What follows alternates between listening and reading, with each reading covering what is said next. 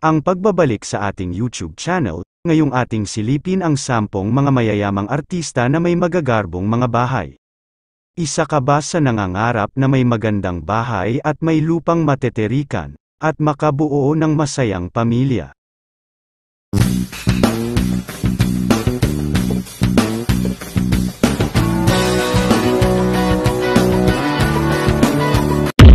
At makapatayo ng sariling bahay, umpisahan natin kay Daniel Padilla. Ang batang aktor na si Daniel Padilla, ay 22 years old na ito, at kilala ito bilang isang mahusay na aktor, at sumisikat ito dahil sa tambalang nila ni Catherine Bernardo. Nakapatayo na ito ng magarbong bahay na mamahalin, dahil sa kanyang kita sa showbiz. At kumikita ito ng milyon-milyon dahil sa kanyang mga palabas at mga endorsement sa showbiz, at nakapatayo ito ng milyon na bahay, at sumisikat ito sa kanyang career sa showbiz, at hindi na sila nangupahan ng bahay, at sarili na nilang bahay ang kanilang tinirahan. At nakatayo ito sa isang exclusive subdivision sa Quezon City, at may lawak itong 1,000 square meters. At tinirahan ito sa kanilang buong pamilya. Dito nakalagay ang kanyang mga sasakyan na mga mamahalin. Napakalawak ng kanilang bahay. Mayroon itong 2 kwarto na mga malalaki at 2 palapag ito. Number 9, Vic Soto. Isa itong singer at aktor sa mga pelikula, komedyante, at host. 68 years old na si Vic Soto. Nagpatayo ito ng magarbong bahay sa Laguna. Ito ang bahay na tinirahan nila ngayon kasama ang kanyang asawa at anak, na si Pauline Luna, at ang kanilang anak na si Tali. Kilala itong bossing sa kanyang paghuhost noon time show na Itbulaga, at sumisikat ito ng husto hanggang sa ngayon. Nakapatayo ito ng magarbong bahay na milyon din ang nagastos nito. At nagpaplano pa lang itong magpakasal kay Pauline Luna, ay nagsimula din itong nagpaplano sa kanilang bahay na magpapagawa na. Ang lahat na disenyo sa kanilang bahay ay pinaubaya ito ni Pauline kung ano ang mga kagamitan nito. Natapos ang kanilang bahay sa 1.5 taon. At may disenyo itong halong modern at easy ang design, at napakalawak ito. Mayroon itong 2 palapag na malalaki, at mayroon din itong sariling swimming pool sa likuran ng bahay. At makikita mo sa kanilang beranda ang golf course ng kanilang subdivision na matatanaw mo lang ito. At ang susunod, Vea Alonzo.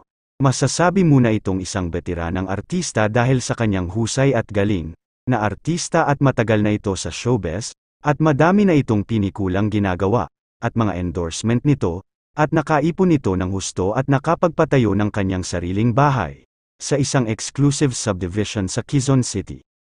Isa itong pangarap ni Vea na makapagpatayo ng sariling bahay, at pinag-ipunan niya ito, at sinamahan ng kanyang pagsisikap sa kanyang trabaho bilang isang aktres, at pinaghalong modern at traditional na design nito. Mayroon itong sariling swimming pool.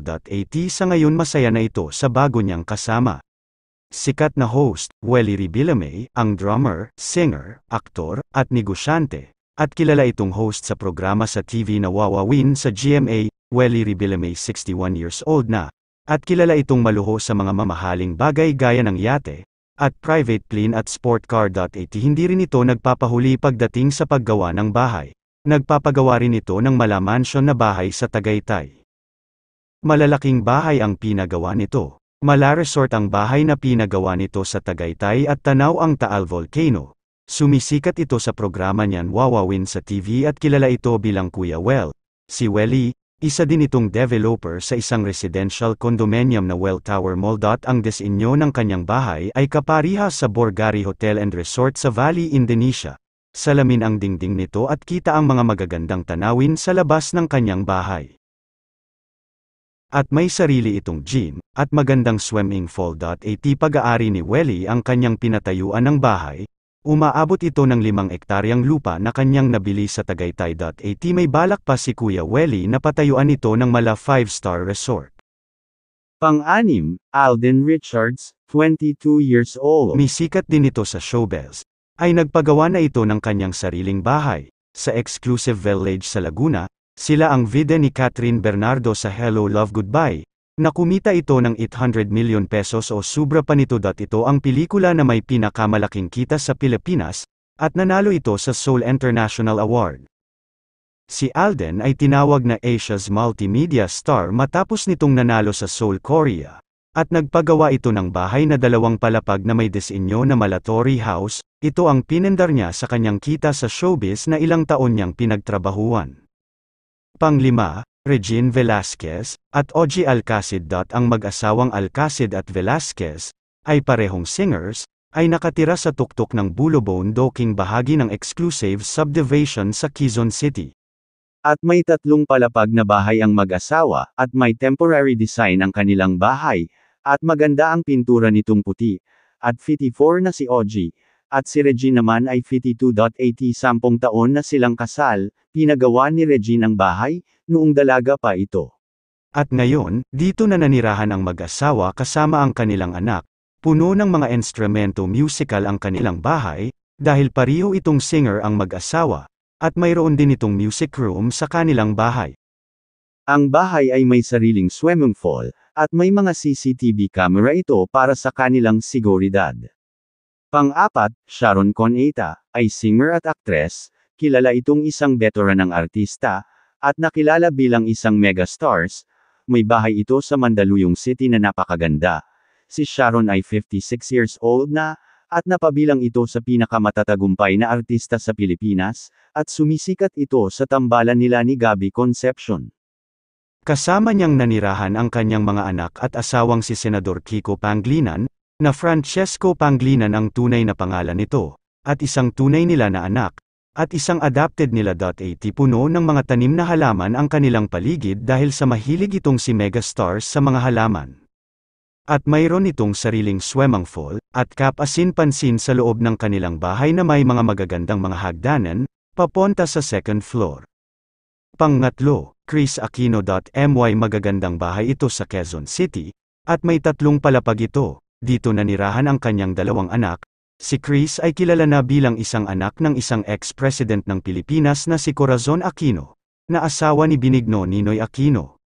Ang aktres at TV host at isang sikat na artista si Chris Aquino, tinatawag itong isang producer at negosyant, tinatawag itong Queen of All Media, at mahilig ito ng mga mamahaling mga gamit, at mataas na ang naabot ni Chris, 51 na si Chris Aquino. Ang bahay ni Chris Aquino, ay nabili lang niya ito, at may konting pinaayos dito. 80 Nagmukha itong isang magandang bahay na kanilang tinirahan at napakalinis ng bahay na ito, kulay puti ang pintura nito. At dagdag pa nito ang maraming halaman sa paligid nito. Pangalawa, Coco Martin. Si Coco Martin ay isang producer at isang director, at actor, at may magagandang bahay na kanyang ipinundar. Galing sa kanyang kita sa mga pelikula o teleserye na kanyang mga ginawa sa isang malalaking network sa Pilipinas, si Coco ay 40 years old na. Si Coco Martin ay nagpatayo ng kanyang bahay sa Quezon City, isa itong pangarap na kanyang tinupad, at naabot niya ang kanyang pinapangarap na bahay, sinamahan ito ng kanyang kasipagan, at paggawa ng mga teleserye sa television, at sa mga commercial na kanyang natanggap. At isa siyang actor-producer sa kanyang sariling palabas na ang Porbensiano. Ang kanyang bahay ay may disenyo itong tropical expired, na nakatayo sa kanyang lupa na binili. Sa isang exclusive subdivision. At napakalawak ng lupang ito. Ito rin niya binahayan ang kanyang mga magulang, na may kanya-kanya ng mga pamilya. At puno ng mga mamahaling gamit ang bahay ni Coco Martin, at ang kanyang mga sasakyan at mga koleksyon na mga motor. 80 Mayroong sariling swimming pool ang kanyang magarbong bahay. Number 1, Manny Pacquiao. Si Manny Pacquiao ay isang kilala sa larangan ng boxing, at isa ito sa ating idulo, na boksingero sa Pilipinas, isa itong singer, aktor at negosyante, basketbolista, at isang senador. Bumili ito ng bahay sa Makati sa Ford Spot. Madami na itong binili na mga ari-arian, hotel, mansion at helicopter, at ito na ang bahay na kanyang nagustuhan. Nagkahalaga ito ng 1.3 billion pesos, matagal na sa industriya ng boxing si Manny at medyo malaki-laki na ang naipon nito. 20 taon 5 nang nagbo-boxing si Manny, at siya ang nag-iisang Division World Champion sa kasaysayan ng boxing sa Pilipinas. Grabe ang hirap na pinagdaanan nito sa kanyang pagbo-boxing. At dito nakatira si Manny at ang kanyang asawa na si Jenky at ang 5 nitong anak, at 20 taon ang kasal si Manny at ang kanyang asawa, at masaya silang mga pamilya sa ngayon. Ang isang pangarap ng mga karamihan, na makapagpatayo ng sarili nilang bahay, kaya ito nagsisekap nagtiis sa pagod ng mga kanilang trabaho, para makamit at matupad ang mga pangarap nila sa buhay, na makapagpatayo ng sariling bahay, para sa kanilang mga pamilya. Kung gusto mo ang ganitong klaseng video, please subscribe my channel.